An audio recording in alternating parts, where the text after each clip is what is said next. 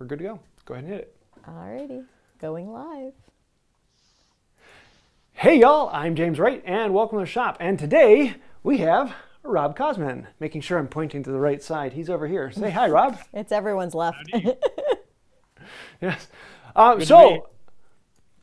This is gonna be fun. I'm sure most of you know who Rob is, but we'll be talking about that in a bit and doing that. But this is going to be something we're going to try and do once a month or so, and bringing on another woodworker and actually doing a bit of interview. So if you have any questions for Rob, go ahead and throw those in the chat. We will be getting to a few of them. We will not be getting to as many as normal, so rest for that. Also, we will be doing a giveaway a little later, and we'll be talking about that. So stay tuned for the fun. So Rob, why don't you tell us a little bit about who you are and what you do? Well, you and I met at the barber shop, didn't we? I like them already. Where do I start?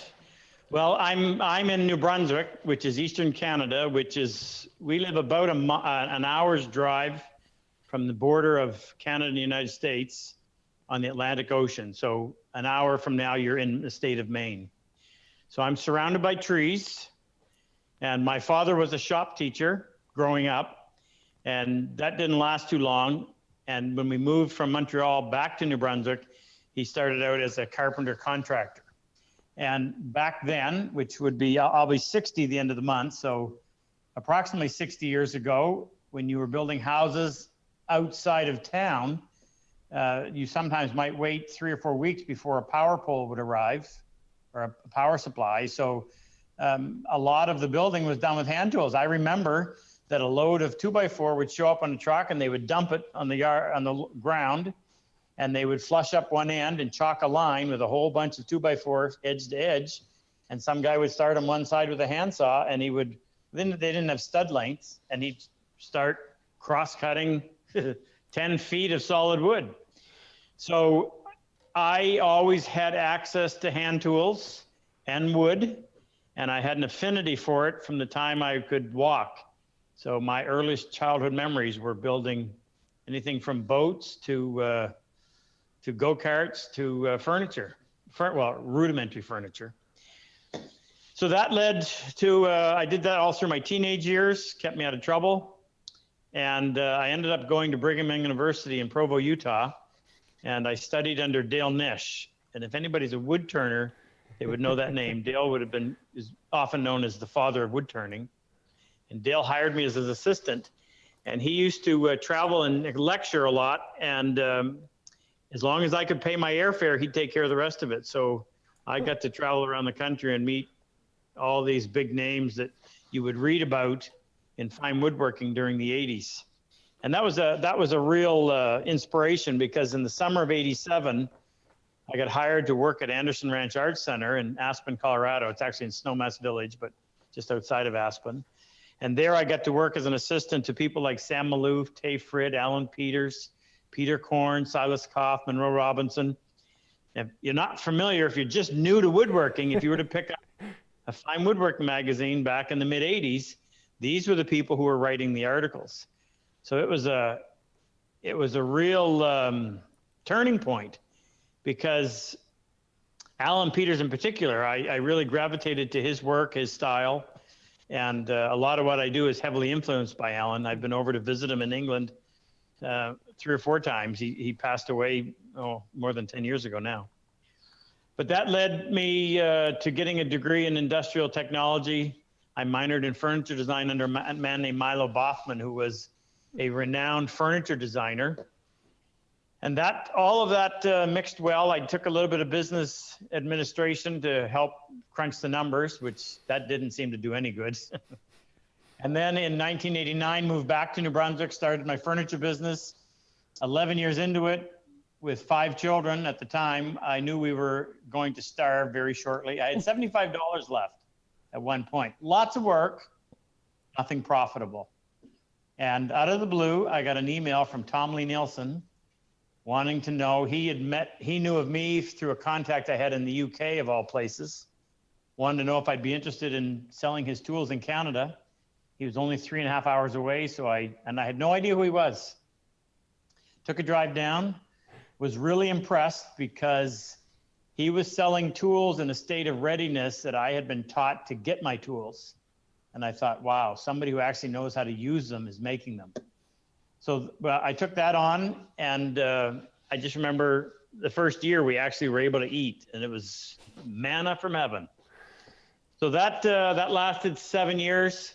We parted ways in January of 2008.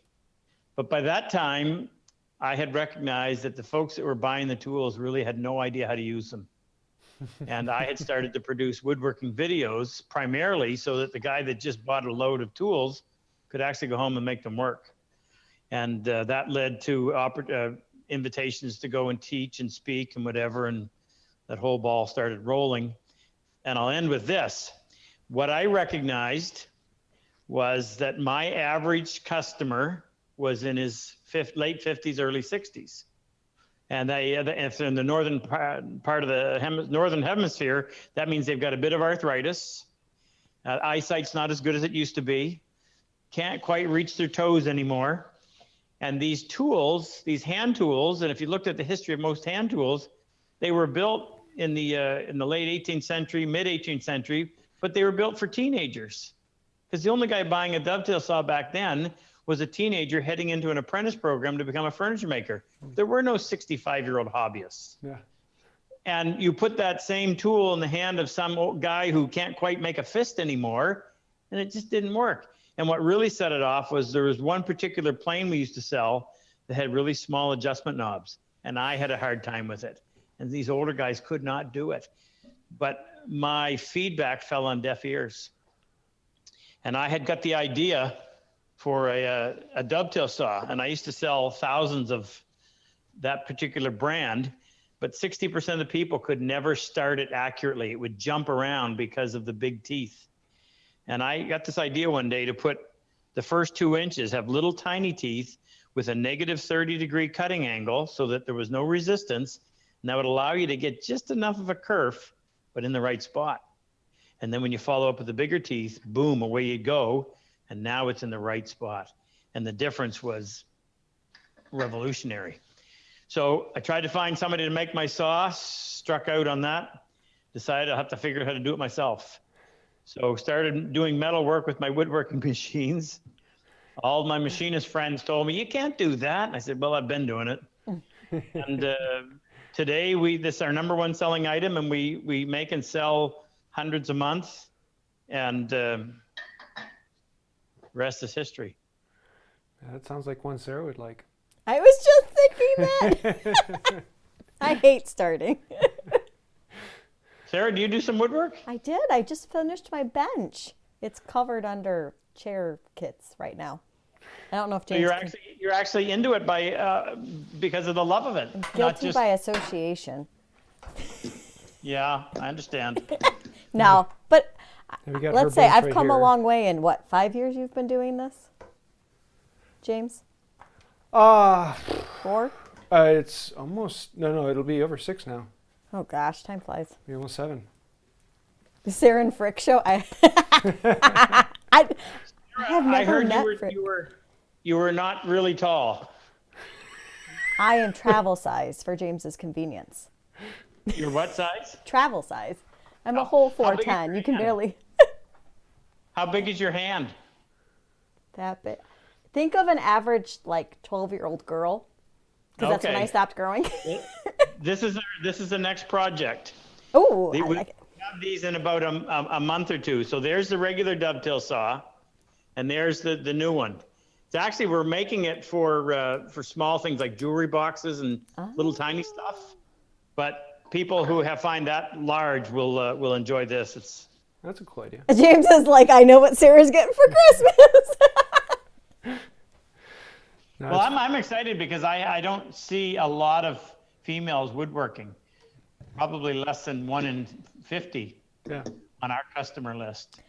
So It's partly so we have a hobby we can do together, but yet separately. Yeah. So that's why I have my own bench. And I'm too short to work on his.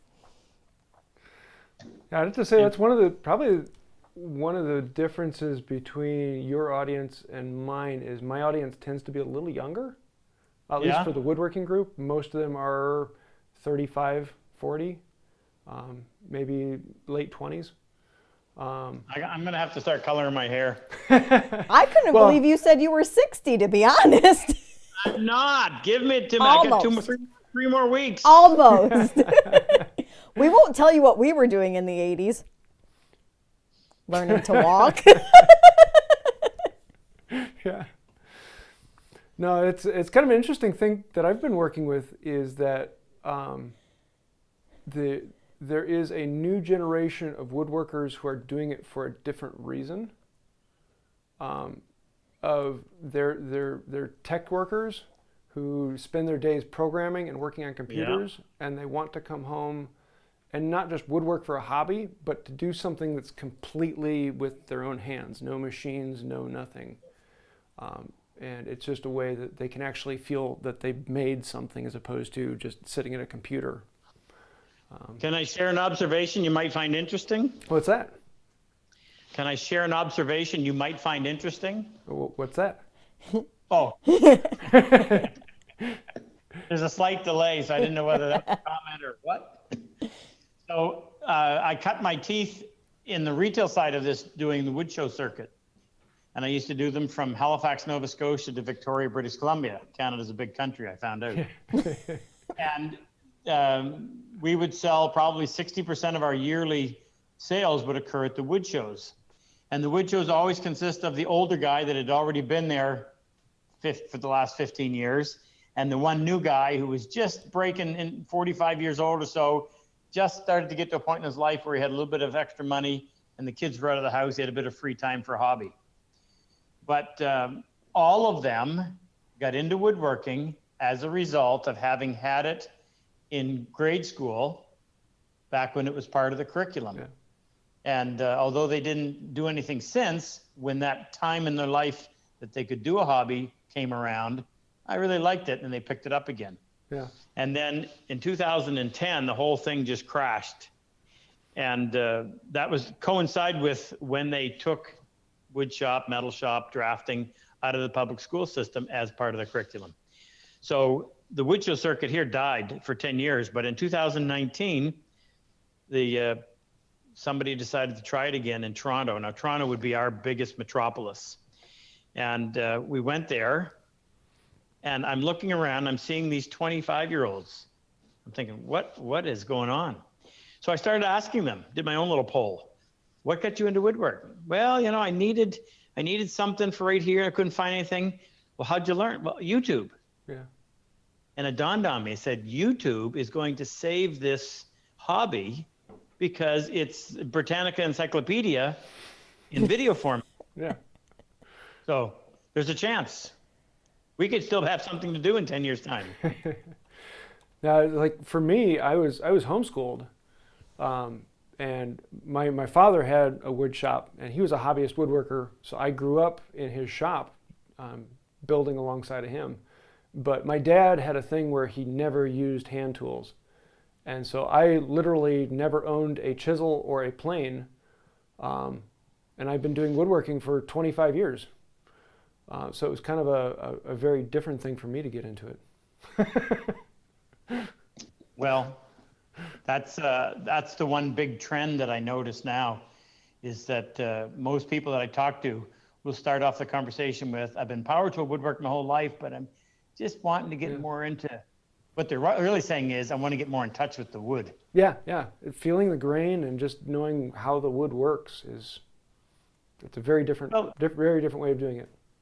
It's also ownership too, right? Yeah. You got a dovetail by hand versus using a jig. Yeah. One is somebody else's ingenuity. The other one is your blood, sweat, and tears. Yeah. So true. So let me ask you this. One of the big things about Wood by Wright is I try to, well, the tagline is sharing the joy of woodworking. I don't care about completing the project. I don't care about doing good woodworking. I want to enjoy it. I want to have fun with every step along the way. And so that is what drives me on, is sharing that joy of, I'm loving making this dovetail. I'm loving doing this joint. I want to ask you, where is your joy in woodworking? What is it that drives you on and makes you want to make the next thing? Well, that has morphed. Yeah. yeah, you get into this because you love the process. The boring part is when it's all done and after you've patted yourself on the back enough, now what are you going to do with it? So I've always, my thing has always been building casework, especially drawers where you've got dovetailing them and you just want them to fit absolutely perfectly. But what I say it's morphed because in 2016, I had a life-changing experience that is now known as the Purple Heart Project. And I don't know if you want to talk about this right now, but I can only answer the question that you asked by telling you that. And without realizing it, woodworking, particularly with hand tools, provides a certain amount of peace and a joy that you can't get elsewhere. And it provides a sense of accomplishment. It's a creative outlet. It smells great. It feels great. It looks great. It's captivating. Mm-hmm. And a young combat wounded Marine from Southern California named Jesse Paradas contacted me by email back in March of 2016. And you got to understand, I field lots of emails of people looking for tools. And he happened to tell me, he called me Mr. Cosman. So right away I was taken back. I'm Rob. And he said, I've been doing some research online and I think you happen to have the best dovetail saw. I'd like to get one, but I can't afford a new one. Do you ever have any with cosmetic flaws that you'd sell at a discount? And if so, if you'd let me know, I could save the money for it. And then he followed that up by saying, and if you completely ignore this, I understand. But his closing comment is what caught me by off guard. He said, I'm new to this, but ever since I got involved in hand tool woodworking, this is the first time I found any peace received any peace from the physical and mental pain I suffer from daily. And I found out later that he had been blown out of a Humvee and had all kinds of physical issues as well as mental scars. And although I have no military background, I used to, way back in 2000, I started teaching these woodworking boot camp. And it's funny how it started. I put together a program called Training the Hand, which is a very intense 5-day workshop. But I was coming from away and most of the students were coming from away, and to keep them out of the bars at night, because then I wouldn't find them the next morning, I decided, well, I'll just work them to death. So we would start at 6:45 in the morning and we'd work until 11 o'clock at night for 5 days. Some of them still managed to find bars, by the way. And what was interesting is the average customer back then would have been in his 50s, typically a business executive of some sort, high stress job, show up Monday morning. Now, back then everybody had a BlackBerry. And every half hour he'd be running outside the shop to try to get better cell coverage to answer some question from the office that wouldn't leave him alone. Well, by Wednesday, they would leave the BlackBerry at the hotel, and you just watch these people. They stopped shaving, they stopped combing their hair, and it was like watching a balloon deflate. I used to say they showed up tight as a drum on Monday, and they left Friday like a jellyfish. In fact, it would be Friday at midnight. After 5 days of doing this, I'd be kicking them out saying, you have to go home. I'm catching a flight at 1 o'clock to fly back to New Brunswick for a day and a half to see my wife and kids, only to fly back out here Sunday night. You have to go home. So it's having witnessed that, and now hearing from this young vet how it affected him. Jake and I decided that fall when we did our class, instead of having 12 paying students, we would have 6 paying students because the place was expensive that we rented. And the other 6 spots we would leave open for combat wounded veterans. We put it out on social media. We only had 7 apply. All 7 were American vets. So we took all 7. And it was in that week that I figured, I realized why I'm here and what I'm supposed to do. So my passion, my goal is to now help bring some peace into the lives of these people that have literally laid it all on the line for you and me and everyone else who doesn't even realize it. And if by giving them some tools and teaching them some skills, it can become something that helps them manage their pain and live a little more productive and comfortable life, how can we not do it? So that's all thrown into the mix, but I have to say that is my driving force. That is. And I don't want to sound like some angel, and I don't know why this happened, but it happened. And my father had always taught me to respect veterans, and I was always fascinated with them. I had an old neighbor. His name was Joe Power. He was a World War II vet, severely blown up.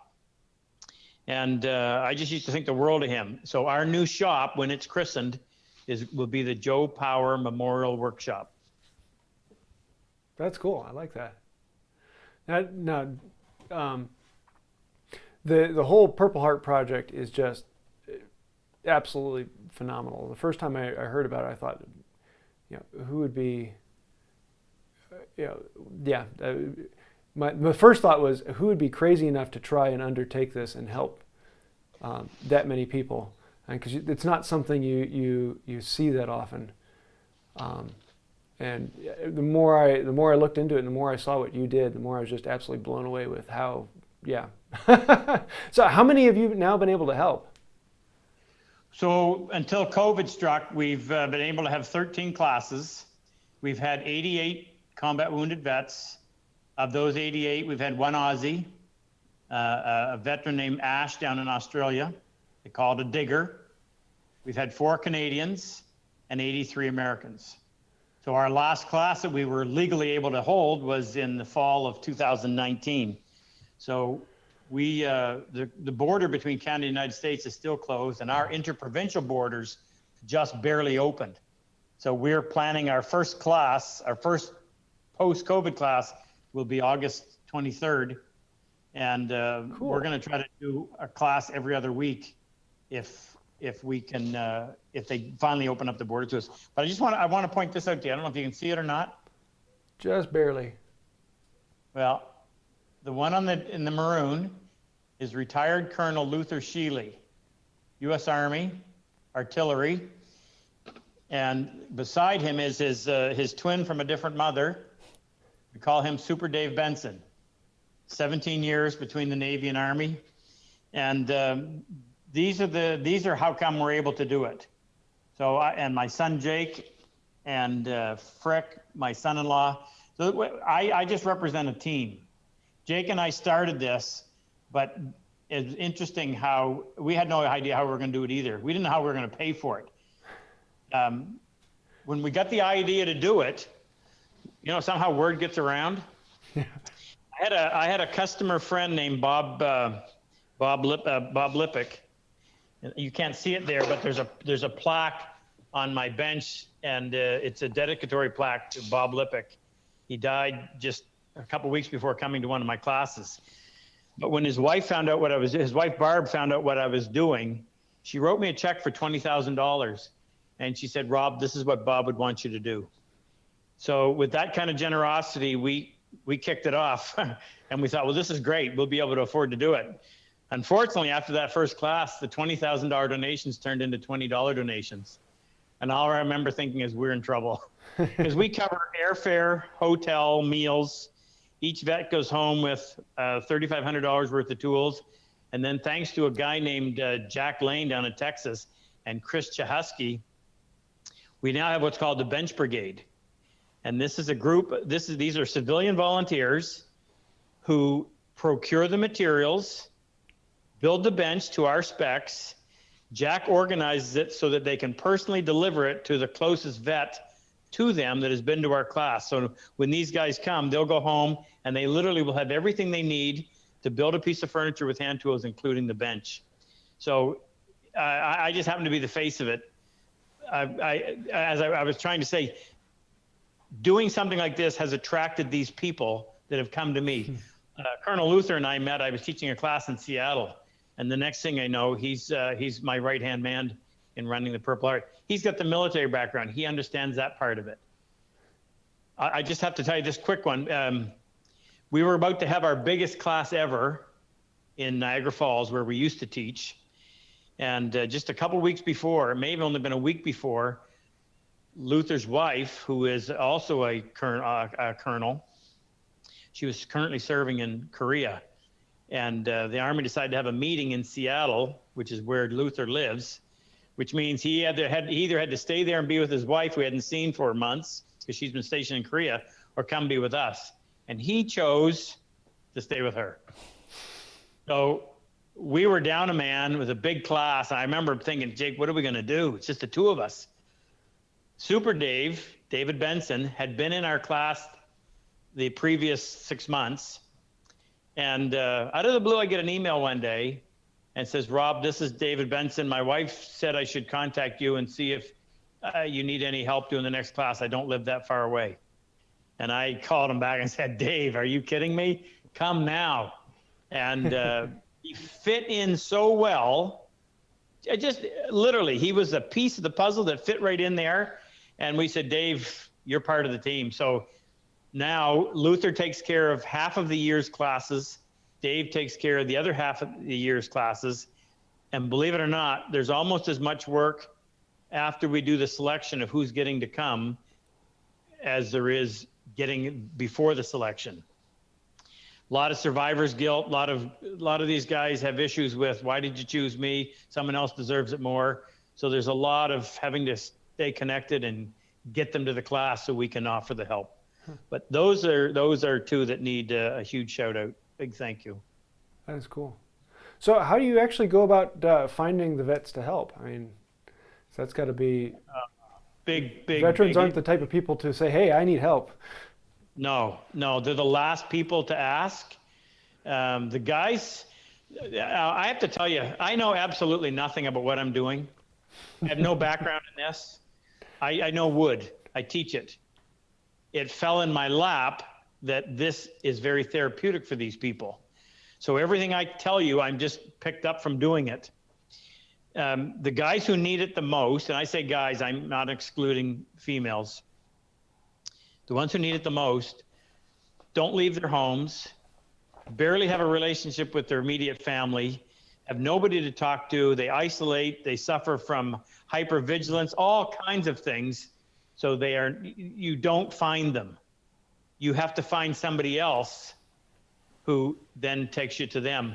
Anybody that gets within 5 feet of me is going to hear this story. So I was telling someone today, I went to see about buying some machinery from someone 50 miles away.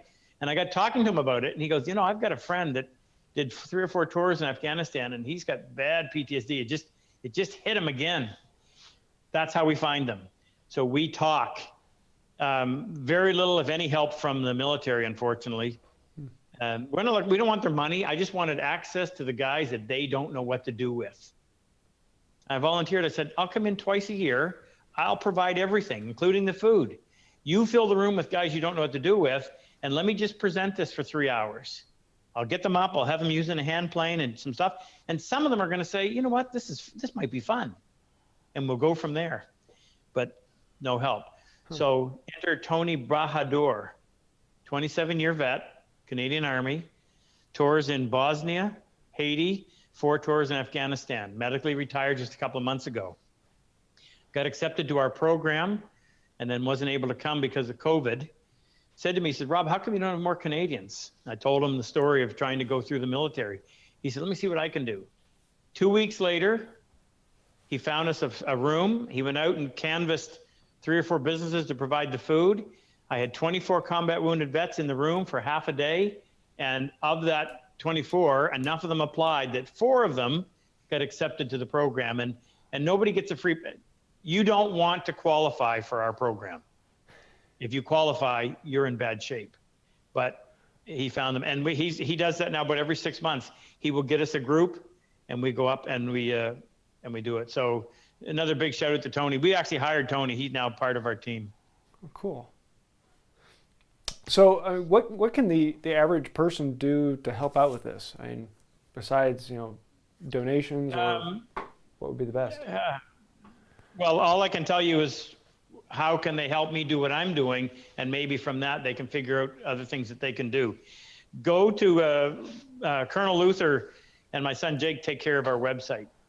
And on the left-hand side, it's PHP. PHP stands for Purple Heart Project. And there's a ton of information in there. There's pictures of most all of the vets have been to the class before and after. In other words, in their battle rattle. And then their picture today or when they were in the class. Lots of stories, tons of information, application process. Find out about it, and then just tell everybody. because as I said, the guys who need it the most, the only way we find them is through a family connection or a personal friend connection. You're not going to get them through any other kind of media because most of them, as I said, they don't leave their homes. If they want to help financially, you know what? We don't need the money, but I understand why I do this, because the feeling that you get when you do this is beyond money. It's beyond anything. You just feel like you really did something meaningful for someone who deserves it. And recognizing that, not everybody can come here to the shop and volunteer, but if somebody wants to participate financially and be the reason why another vet was able to get here, get his tools, get his bench, and they can, on our website, robcosman.com, under the PHP, how can I help? There's various levels of donations.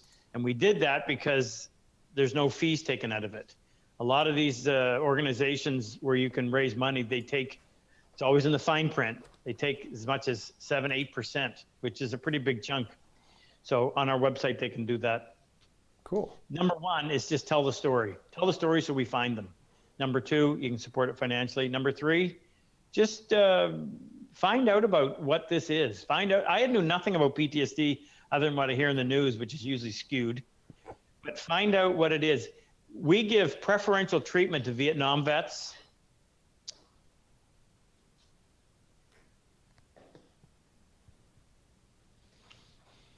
Ahmed said you can't cry. Yeah.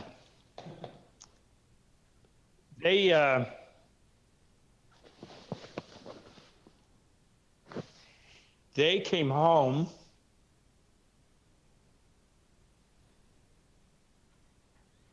to mostly a disgraceful situation in the way they were treated. So if you're a Vietnam vet and you apply, we have to go by a point system, but you get extra points. And we've had several, and they'll tell you that this never goes away. It might be a smell, it might be a sound, and all of a sudden they're back in the jungle as if it was yesterday.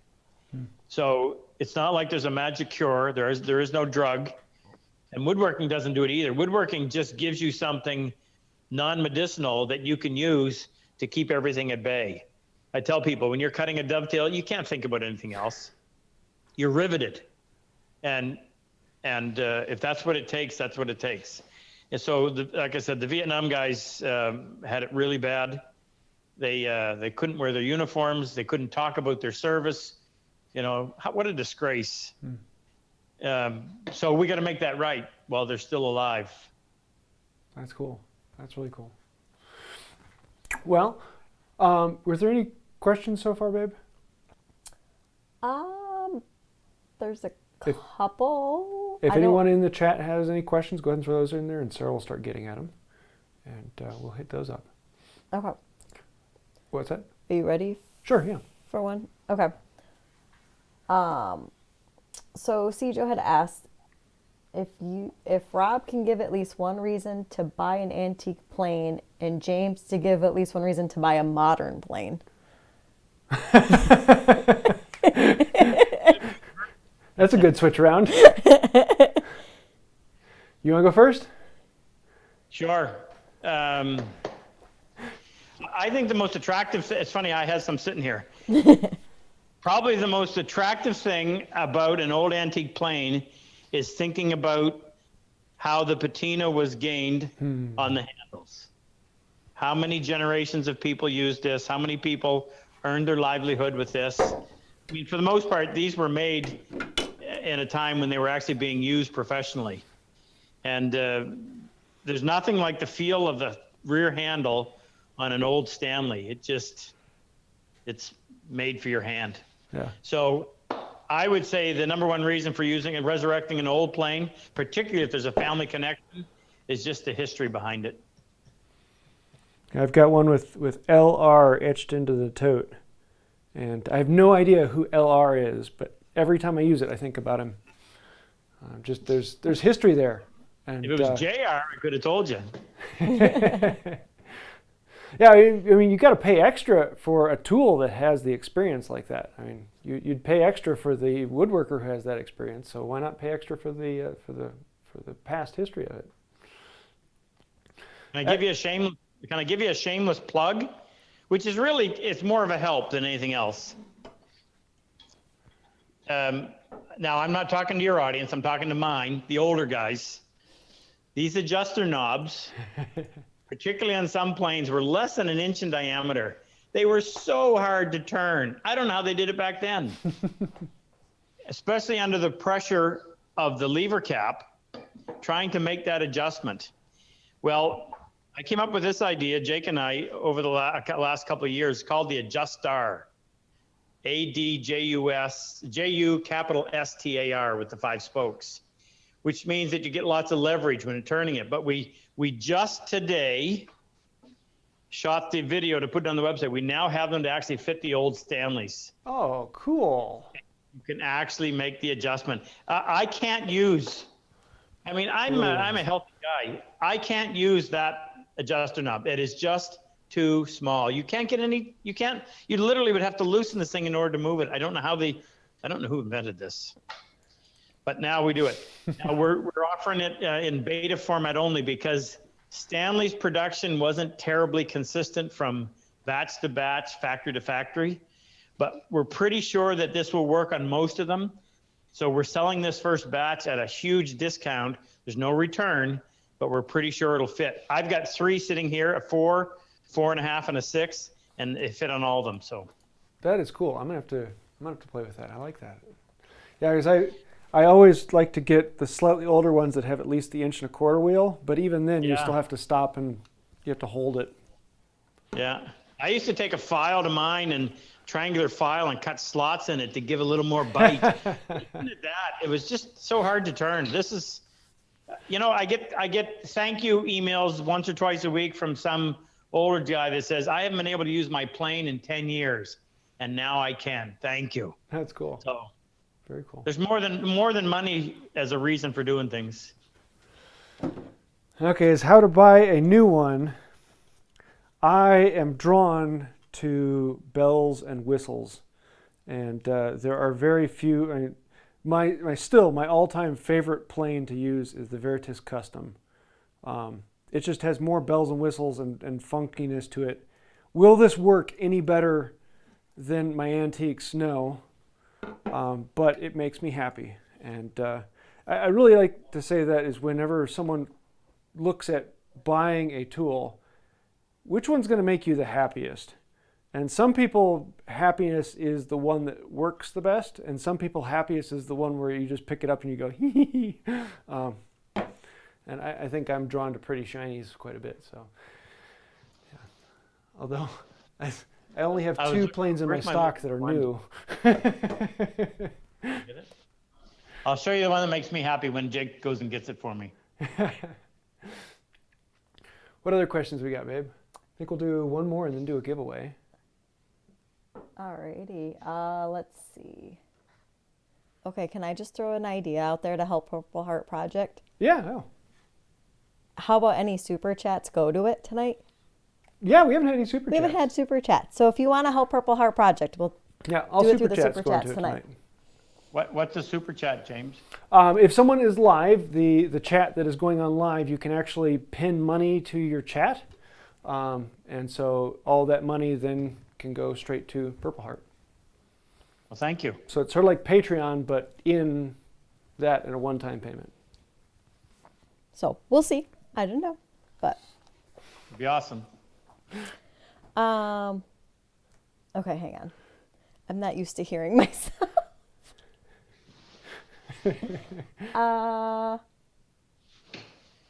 Can I show you my yeah, happy one?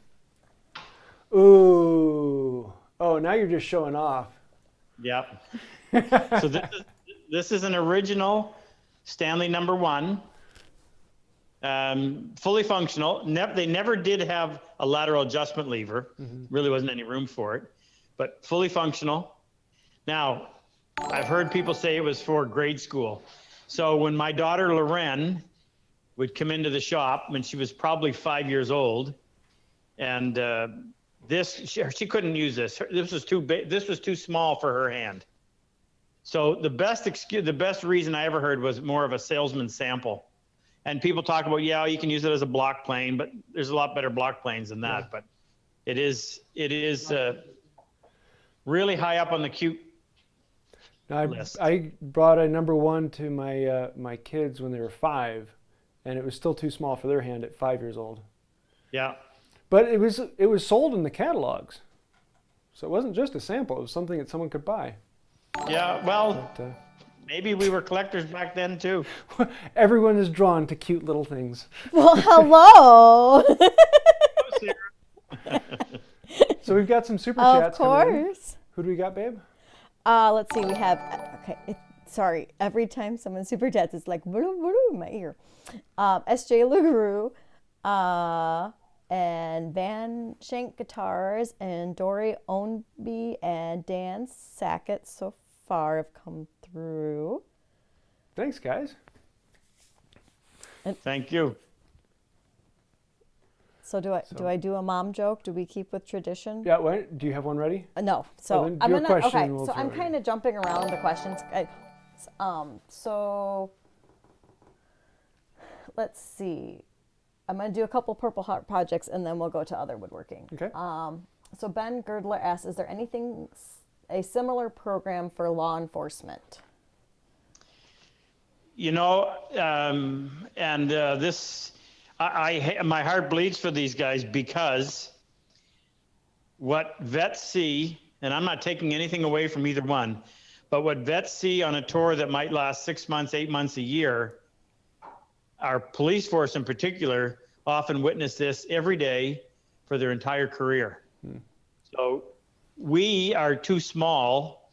What we decided is we took our little slice of the pie, which is combat wounded veterans, and said, you know what, we've got to gain as much experience as possible in working with this particular injury.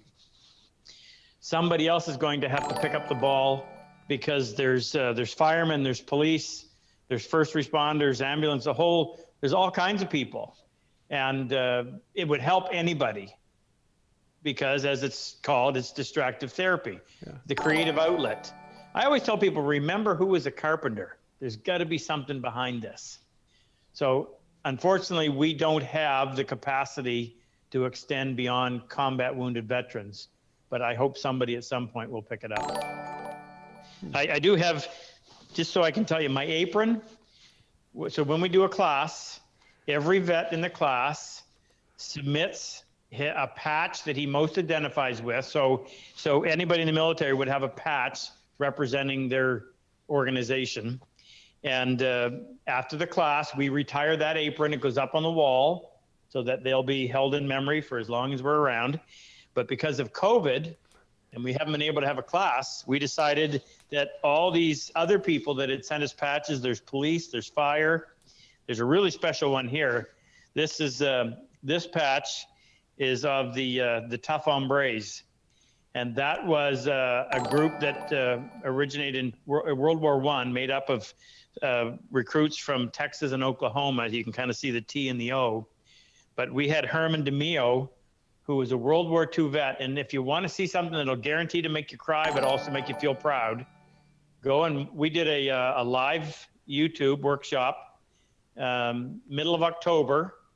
And oh, this is over the top incredible. So Luther, being a lifetime military guy, knew where to go to find the information. Do you mind if do we have time for me to tell you the story? It's a really good one. Yeah, we got Actually, one of the questions was about showcasing a project, so we'll say story and project together. Okay. So I got an email one day from John DeMeo. I pronounce it wrong all the time. John DeMeo. And he said, Rob, my dad and I watch your show all the time, and we really like it. It would mean the world to him if you would just give a shout out to him sometime. He doesn't have long to live. He was a World War II vet. He fought in the hedgerows of Normandy, was captured, and spent the last year of the war as a POW. And I read that, I said, we can do a whole lot better than a shout out. So got a hold of Luther, and Luther went to work. Wow. You should see the documentary he put together. Luther found a picture of the field where Herman and his platoon surrendered to the Germans. Luther found all this information out that none of his family knew anything about because these guys never talked about it. Luther found out that Herman had qualified for the Bronze Star, but because of an army screw-up, never received it, didn't even know. So all in surprise to Herman, on the night we were to broadcast, by the way, the medal showed up on Friday, and we were filming Saturday night. We were able to have Herman come on, and his family from all over the country was watching, or were watching. And we played Luther's documentary that he did. And then at the end of it, we presented Herman with his Bronze Star. And we made an old man cry for all the right reasons. There wasn't a dry eye in the room, and it was awesome. It was one of the highlights of this whole thing I do. That is cool. So I don't know if we can put a link in somewhere, but Oh, they're going to put a link in so you can go in, and you don't have to watch the whole thing. You just start that section and watch it. It was Herman and his 4 brothers, all enlisted. All 4 of them made it through the war. And one particular time, Herman and one of his brothers, they're not battalions, I think maybe I'll call them battalions, actually met and were fighting at the same time. A bullet whizzed by Herman's head and hit his brother in the arm, severely wounding him. He was medevaced out, and shortly thereafter, Herman was taken prisoner. So what are the types of things that happened, and just these guys are 18 years old being dropped on and Herman, by the way, was D-Day +4. So this was I'm mesmerized at the stories of heroism and bravery by kids. Can you imagine? I've got 18-year-olds. My 18-year-old going over there? Wow. Different time. Yeah. Was there a question in there I was supposed to answer? I go down rabbit holes. So Hansenomics said, James, thanks for family-oriented videos, and Rob, thanks for what you do. The question for Rob was, have you showcased the projects completed by the veterans you helped? Is that in the link that you were talking about? No, that link was just one. Every second Saturday night we do a live YouTube workshop as a fundraiser for the Purple Heart project, and it's just a question and answer. But people can donate, and we try to have one of the previous vets from a class come on each time and just do a little 5-minute introduction to the PHP from their perspective. So. But as far as their projects, in the class we teach them procedures. Now, starting with our new class, now that we have our new shop that was purpose built, we've extended the class from a 5-day to a 6-day, and we actually are going to now build a project. We'll have enough time, but typically they would learn to cut dovetails. They would learn to sharpen and use a plane. Learn to cut mortise and tenon joints. We used to make a little bench hook, but you couldn't pry it from them. They were taking that home. Well, I tell you what, on the pad of paper by you, there is an answer to a question. So we're going to go ahead and do one of the giveaways. Okay. Is it the thing on top, or is it the thing down? It's all one. Oh, it's all one. Yes. Okay. Let's see, who was it? Was Aaron Finn? Aaron Finn. He is the one who actually got Rob. No, it's over this way. Rob's over here now. Got Rob and I together. He is the one who created all of the pins and mallets that we auctioned off.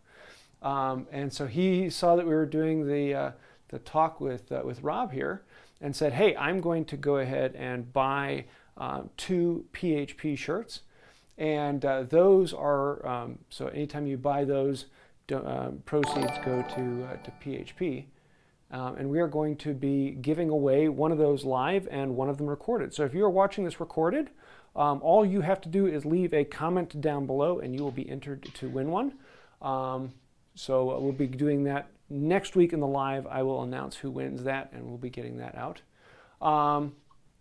But for the live tonight, we have something special to you can guess at to win this one. So here's the shirts that Rob's showing off. Wood for Good. We have three. One says wood for good, one says wood doing good, and one is wood is good. Wood is good. So you ready? Yeah, so if you do win, I need your address, size of shirt, and which of the three you want. But what do you got, Rob?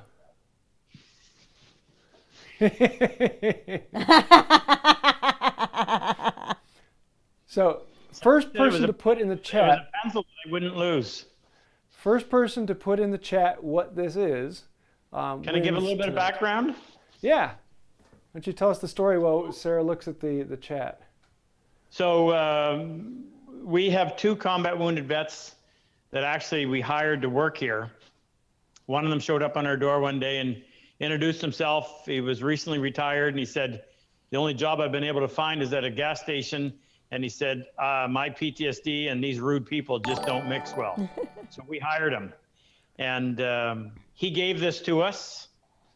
And then another vet actually completed it. So that's all I can tell you, but it's big. Well, we don't want to know just that it's a tank round. It's pretty obvious that that's a tank round. But what is the actual the size of this? and what kind of projectile does that represent? Yeah, it's not a 50 caliber. I can tell you that. 50 caliber is big, but it ain't that big. Does it have to be word for word, caliber. or The top line on that is the size. oh, you want to be that specific? Yes. Oh, y'all need more details. Can I? Somebody will get it, right? Oh, someone's close. Ooh, that was Close.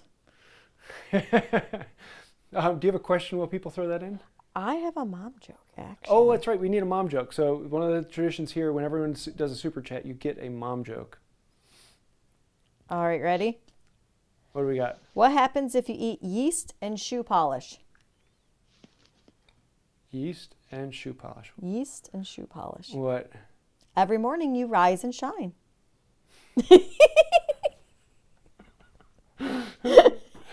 See what I got to put up with, Rob? Well, you've got to put up with Does that it. help donations or what? Okay, hang on. Oh, they're all coming in. I think this one is correct. What is it? Can you look at S.J. LaRue? No. It's not. Okay. We're getting close. You're asking the so non-military person to look at this. You got a question then while we Yes. wait for those to come in? What's my other woodworking question? All right, Chris Meek Lots of people really asked, close. I'm having trouble finding half-inch boards, but there are plenty of, I'm assuming it's 4x4 boards at Woodcraft. How can you cut along the thickness without a bandsaw? I'm very new and trying to do hand tool only. Whoever would like to field that, How can you cut along the thickness? I guess. So to resaw it? I'm assuming. You want to answer that one? Okay, then you look at the chat. Are you asking Sarah or me? You, Rob, sorry. I want to hear Sarah's first. Sarah wouldn't be dumb enough to rip cut. Oh, is that one, Sarah? I can't look at three things at once. I don't know. You said it had to be a specific number. D. Oh, Holmes, wait, I just hang on. I don't want to make sure I'm not. Y'all, I don't know if Frick has to deal with this like I have to do when you do these kind of things. They're going so I don't know fast. how many screens you have, Sarah, but I have 3. Yeah, she has 3 over there, and I've got 1 over here. Have they got the type of round? I want to say somebody did. Oh, but I'm trying to scroll. Jake thinks someone had the answer. He's going to show Robin. Okay. Yeah, he got it. So D. Holmes. Okay, good. That was the one I was thinking, but I'm like, I want someone else to tell me before I give it away. 105? D. Holmes. Yeah, it was 105, right, Rob? Yeah, we'll 100 see. 105 millimeter. There we go. Yeah, well, someone else I thought had said 105 earlier. That's why I was confused. But he had a nuclear tipped. Oh, I'm sorry. It's not nuclear. I don't know the difference. So in the United States, they call it a sabo. In Canada, they call it a sabo. So here's a little bit I know, but It's as big There's as a me. That's sabot. all I know. So Al is the retired tank commander that gave this to me. The military let him keep his first round and his last one. He gave me his first one. And do you remember the chap that turned this, Jake? Oh yeah, I hate not giving credit where credit is due, but a real nice. And this chap that turned it is actually a tank commander himself, active duty. So this was made out of either tungsten. This part I'm holding on to. This was plastic. So when the round would fire, this would break away, and this dart would have a fin on it. And this dart, which is approximately an inch in diameter, is either made out of tungsten or made out of depleted uranium. And I am told that it had the capacity to penetrate a meter of armored plated steel. Can you imagine? There's a serious amount of kinetic force. See one come and duck. So, D. Holmes? Oh, someone clarified this, that the asker is probably referring to resawing 4/4 stock. Does that make more sense? Yeah. Okay, well, So- the way it's written is kind of hard. D. Holmes, make sure you get in touch with me, send me address and information, and we will get that out to you. Let me know your size and which one you want. He can also have his choice of the 3 different colors with 3 different sayings. Cool. Let me know, and we'll make sure that's out to you. So So his question was, how do you resaw a 4/4? Yeah. The only downside to resawing is all wood has stress. Yeah. And if you remove unequal amounts from one side or the other, you may have problems. So anytime you cut down through the middle, the board is most likely going to move. So if you're thinking you're going to get 2 half-inch boards, fat chance.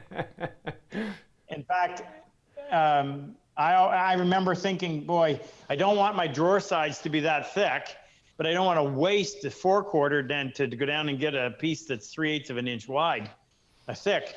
But I learned my lesson. Yeah. You can't resaw it and get 2 good stable pieces. So the secret is always the most stable part of a 4/4 board is going to be the center portion. Yeah. Take the same amount off from both sides. But if you have to resaw it and you want to do it by hand, your only option is going to be with a rip saw, which is a handsaw that has larger teeth, and the teeth are filed perpendicular to the run of the blade. That's an option. You can make one of those. Scribe. I would scribe 2 scribe lines so that you actually have a little center spot instead of trying to stay to the right or the left of one line. Stay in between the 2, and don't just start on one side and just hope when you get to the bottom it's correct on the other side. You usually have to saw a little bit, turn it around, saw a little bit, and try to keep everything in line. And it's a big job, so drink lots of water. Yeah. Yeah, I think on that note, if the wider the board, not only is it the more work you have to do, but the more stress you're relieving from the board. So if you're resawing a 12-inch wide board, you're going to end up with 2 boards that are seriously cupped one way or the other. But if you're resawing, a 4-inch wide board, you can probably get away with that and not have to do too much to it. Okay, so I want to quickly interject that we've had several more super chats. So I want to say thank you to Punisher Woodworking, Jesse Taylor, SVD Work is... Oh, I scrolled the wrong way. Let's see. Ken Stewart, I Like Pears, Chuck Bush, Greg Sarsons, Eddie Parker, John Root, Tom Wolf. So I just want to make sure we shout out and say thank you. Thank you to everyone super chatting. All those super chats will be going to the PHP. Thank you, folks. I'm thanking you for them. They appreciate it. Sometimes the hardest thing we have to do is get these vets to accept the tools we give them. So I have to remind them. Sometimes you have to be the reason why somebody else gets to feel good about doing something. So freely give and graciously receive. Do we have any last minute pertinent questions? We do. I think anyone who's on the live right now is like, you could keep going for 2 more hours and they'd all stay. I tell you what, let's do one more question and then wrap it up. How about, okay. Let's see. Chris P says, I really enjoy both of your channels. This is a question for both, but possibly more in Rob's wheelhouse. I'm relatively new in woodworking. What do you think about the Porter cable dovetail jig? I've only used that, well, I only used the Porter cable version 2 or 3 times. I was ducking that That was question. years ago. And honestly, if you're going to do one box, do it by hand. It's going to take you twice as long to set up the jig. Yeah. Do you want to be able to brag? You want to be able to brag when you're done? Yeah.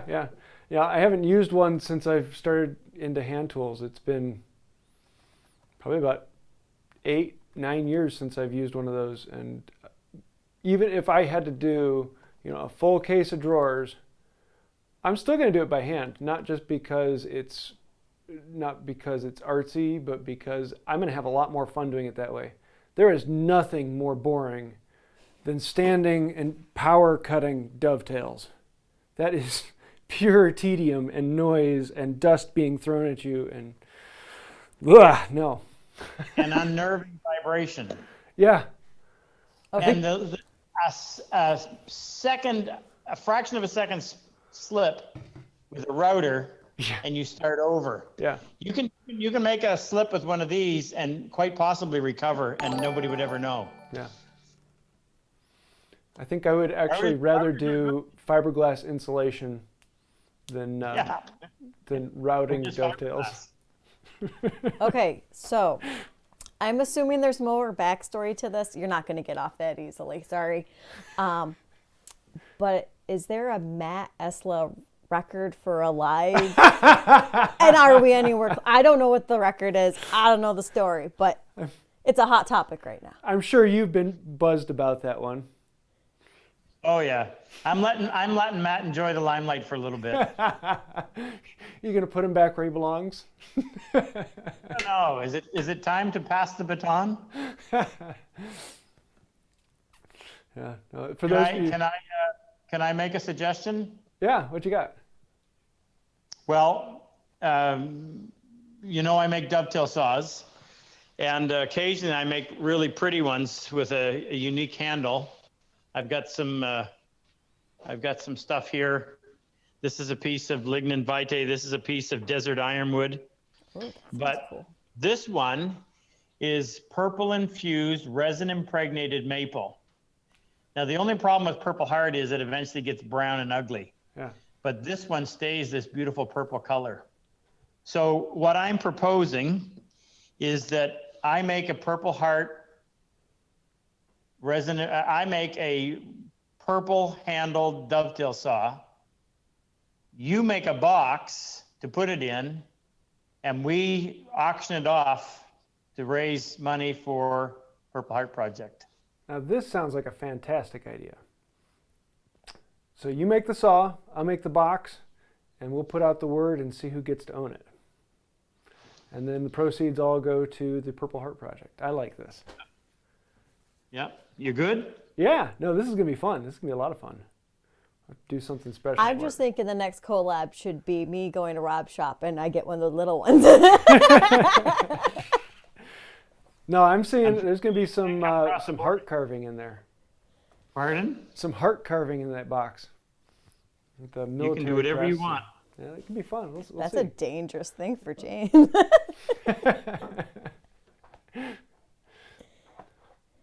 Cool. Yeah, and we will make that happen. So stay tuned, and we'll have a couple of videos coming out with making the saw and box. Alex said blue infused white oak. Blue infused white. You're blue from yours. Oh, yeah. Cool. Right, we'll videotape making the saw too. So we'll and then you're gonna videotape doing the box. Yeah. And we'll make a couple of videos and put them out together, Okay, and so then auction it off. I really only had one more question. It was for you, James. Since Right. we were talking about the Purple Heart. John Allport, when you made your the Impossible table and had the auction, Uh-huh. he wanted to know more about who you donated that to. Well, why don't you answer that, because you know them okay. better than I do. It's the Yes. So it's the Winnebago Casa CASA, however you want to say it. It's a court advocacy for children. So if they're going through the court system, and it's a designated, it's finding volunteers to go with the children to court, and they are like their personal advocate. They go to all their appointments for that. It's someone who has the child's best interests at heart. So that's something that we've done like races with our community with that program in the past. And since that wasn't something we were able to do last year. So yeah, that's something that we help out once in a while. That's a really cool cause. And there are other organizations like that all around for each individual location. Just we happen to work with the one for our county here. So very cool. So Rob, I am really looking forward to making the box for that saw. That'll be a lot of fun. And, looking forward to seeing who gets to own that. We'll make some bring in some more money for the PHP. So when is the next class for the PHP? The next class is hasn't officially been announced. I wasn't supposed to say anything, so I'm in trouble. So it's coming in the future. Almost 2 years away from the last one. Fingers crossed. Border gets opened. We could be having classes as early as September. Sweet. That's cool. Can I mention one thing I forgot? Yeah. When we started the Purple Art Project, we financed it, and over the last year, the public has stepped up and pretty much foot the bill for all of this through individual donations. We have a guy that we call him Santa Claus, and he has been over the top generous. He actually was probably instrumental in me getting pointed in this direction just because of the example of generosity that he showed. And he doesn't like me talking about it, and I don't use his name, but he and his wife have supported us and just done things that you would not believe anybody would do. But there's so many good people out there. Unfortunately, not enough is said. All we hear is the bad, but there are some really good people left on this earth. Yeah. No, and we did the mallet and pin giveaway. There was one person who bought the 2 most expensive mallets. And he said, I don't need 2 mallets, but I really want to help out the project. And there are people out there who give just out of their heart. And yeah, there are some really, really cool people out there. They caught the vision. They understand. Yeah. Well, this has been a lot of fun, man. We will have to get together sometime and make a box and a saw. Looking forward to it. Thoroughly enjoyed it. Anything you want to say before we wrap up? Sarah, you're welcome anytime. As soon as they open the border, I think road trip is. We got a big map we got to scratch off in our house, and we got Canada. We got to get up there. Yeah. I've never been to Canada. I've been to Africa. Cool. Well, on that note, I think we'll wrap it up. And until next time, have a wonderful day. Bye. Bye. See you. You hit it.